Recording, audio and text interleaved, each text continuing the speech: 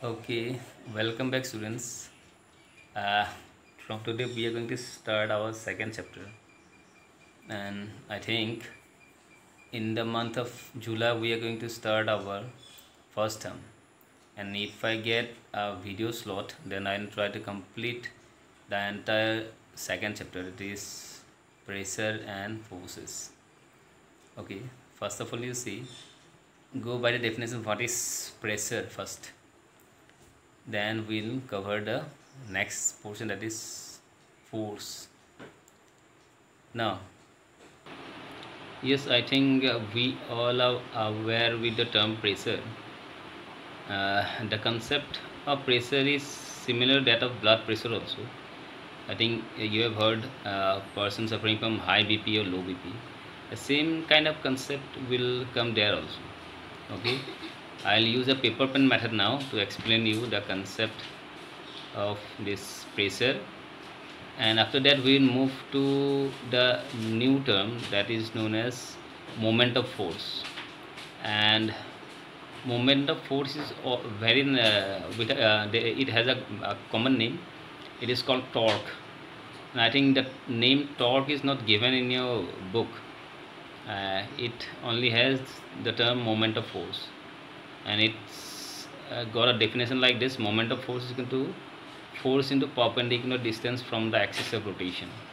Okay, I'll be explaining everything in this particular video, and I'll try to give you the concept of that. Fine. Now check here. Uh, uh, Before starting the turning effect, we will start the term force.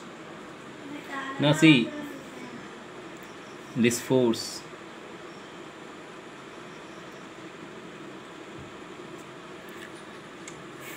Force got a formula, that is force equal to mass into acceleration.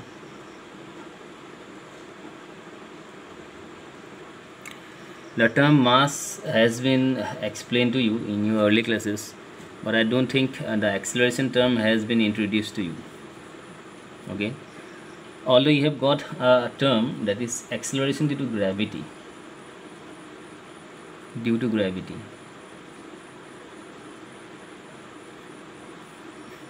Okay, now see, both the concept, this linear acceleration and acceleration due to gravity, both the concept are same. It is caused due to change in velocity with respect to time. Okay, I'll give you a simple definition regarding this. Suppose this is a point A, okay, and this is a point B, and this is point C. Here I started my journey when the speed of my car was, suppose you say, 2 meter per second. Okay, this is, I was traveling from this side, from west to east I'm traveling, and at point A the speed of my car was taken, and the speed was found to be 2 meter per second. Fine. Then I increased my accelerator and reach point B in, suppose, 1 second. In 1 second I reach point B. And again, when I check my speedometer, you know what is speedometer? In our particular car and motorcycle or scooters, we used to have a particular device like this, speedometer. To 0 it is 10, 20, 30, something is there. Nowadays digital is also coming, that is known as speedometer. And one more meter is there, that is known as odometer. Odometer measures, distance. In the speedometer in particular, you can see some, suppose this is the speedometer, this is the pointer. Here some numbers used to get display here, and that measures the amount of distance you have traveled till now. Okay, that is odometer, and odometer measures the distance, and speedometer measures the instantaneous speed. Okay, the term, such terms like instantaneous and all, you will get in your higher classes. but for now you know it to be a speed, okay, or velocity is the nice definition. Now come back to this. At point A, my speed was 2 meter per second. When I reach point B in 1 second, my speed was suppose 4 meter per second. Again, when I reach point C in next second, okay, this is 2 seconds, then the speed was calculated to be 6 meter per second. Now see what acceleration is saying. Acceleration is saying that within 1 second, what is the change in my speed? That is the acceleration. Acceleration got a formula like this: v minus u by t. Okay, acceleration is v minus u by t. Now what is v and what is u? They are only velocities, but see, so this is A and this is B. This was 2 meter per second. Okay, when I reach point B, the speed turns to be 4 meter per second. At this scenario, see, this will be my initial velocity, and initial velocity is u. And when I reach point B, the velocity changed to 4 meter per second, and this can be termed as final velocity, and which is denoted by the symbol v. V and u are termed as v is final velocity and this is initial velocity. Okay, if you go in same speed, then your initial and final velocity will be same. Now let's work on the formula. Now see, acceleration will be, finally my speed end up at 4 meter per second. So 4, initially I was at 2. Now what is the time difference? From A to B I took 1 second. Okay, so time difference is 1 second. Now when I calculate this, it will be 2 meter per second per second. That means what? In 1 second, the velocity of my car is changing 2 meter per second. Same value can be attained in case of B and C also. Okay, B and C also the same value can be calculated, because it is 4, it is 6. 6 minus 4 is 2. And C, between B and C, the time difference is 1. Don't calculate it to be 2 seconds. Okay, because we are considering only these 2 points. In this way, we are going to calculate acceleration. Fine. In force, while I start the force part, I will try to give you a brief about acceleration again. I hope this simple example have clear your concept regarding acceleration. And remember one thing, acceleration is, the unit of acceleration is meter per second square. Okay, meter per second square, not meter per second. Meter per second is speed, velocity. Okay, velocity and speed both are different. When speed with direction is known as velocity. When you are traveling with a speed in a fixed direction, then it is termed as velocity. In class 9 you will get all these things, and I think you are aware with the term this scalar component and vector component. And scalar component are those components which do not have direction but only magnitude, and vector have both the term. I think I have explained all these things in the starting of class 8 in science class. Okay, see, now come back here. The value of acceleration is here is 2 meter per second square. Okay, this is linear acceleration. The value of g, the concept of these two are same, but the value for acceleration due to gravity is fixed, that is 9.8. That means whenever you fall something from one point to another point within 1 second, the speed is going to change by 9.8 meter per second. Here the speed is changing at a value of 2 meter per second. That is only the difference. Fine. So this is the primary concept of force. And force is what? Force is known as push or pull. A simple definition that you have got: push, I am pushing this pen, it is moving this side. I am pulling this pen, it is moving this side. So this is the simple definition of push and pull. Now mass is symbolized with m, acceleration with a. So force is defined as F equal to m into a. Okay, the unit you see, mass got unit kg, acceleration got unit meter per second square. Fine, meter per second square, and this sum up to give a new unit that is known as Newton. Fine. So when I ask you what is 1 Newton, then you should say 1 kg per 1 kg meter per second square. Okay. Now if somebody asks you what is 1 Newton force, okay, what is 1 Newton force, then what you will say? Okay, you see this mathematically, F equal to 1 Newton. When it will be 1 Newton? When these two value will be 1, that is if m is also 1 kg and a is also 1 meter per second square. If both the terms m and a got the value 1 1 each, then the force will be 1 Newton. That is mathematical statement. But when somebody asks you to write it down in in statement or explain it, then how we are going to explain it? Now check this. Suppose this pen is what? 1 kg.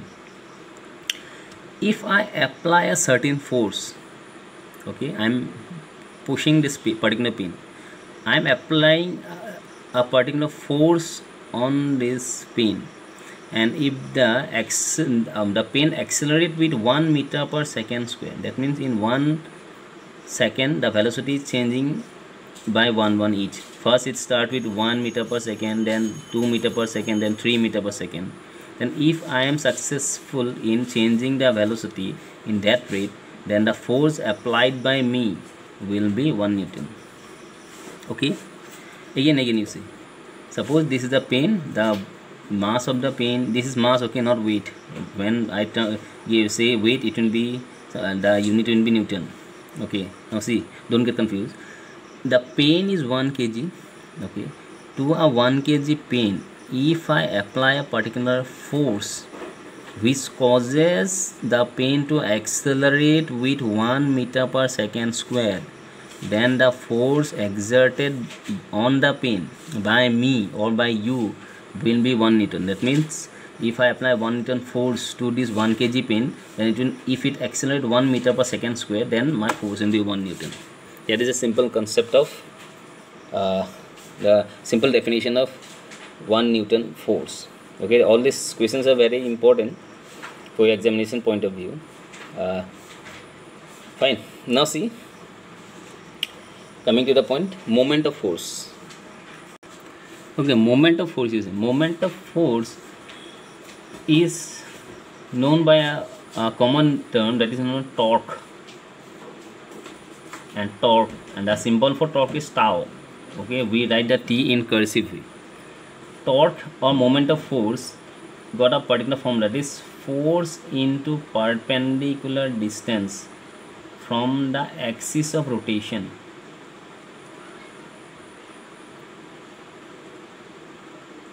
Force into perpendicular distance from the axis of rotation. Now see,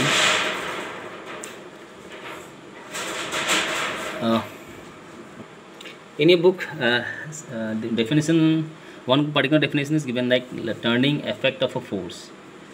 Okay, similar concept here also, the force into perpendicular distance from the axis of rotation. Suppose this is the ball.